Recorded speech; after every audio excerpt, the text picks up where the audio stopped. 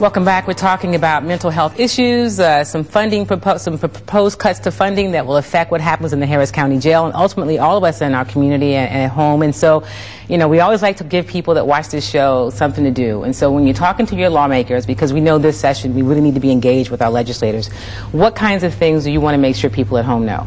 Well, first of all, sheriffs across the state of Texas are unanimous on this point.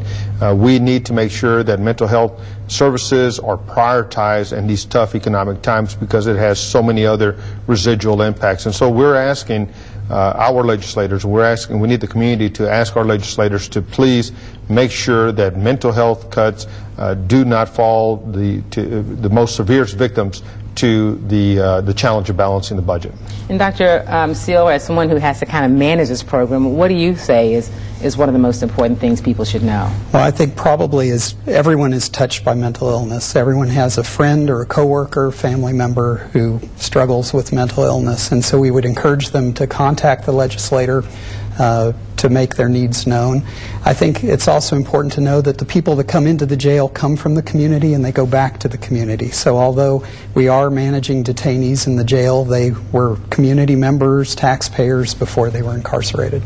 And this mental health issue is also bigger than people who obviously have committed some sort of a crime. It's a big issue that we just don't address that well in our community, in our society as a whole. Absolutely. Per capita funding in Texas is at the very bottom, 49th or 50th, I believe, in the country.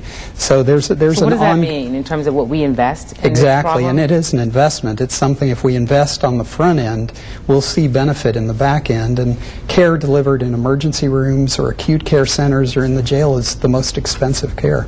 And that's where many people, that's the only place that they're going and able to get this help. Absolutely. So pay attention, talk to your lawmakers, and realize that it also affects all of us at home and what you all do, Sheriff, in terms of trying to keep us safe. That's right. We want to keep the community safe, but we need the right community partners to be in play as well. And so we need our mental health professionals out in the communities. All right. Thank you so much. Hopefully we'll come back and have good news next time, and they found a way to save that funding.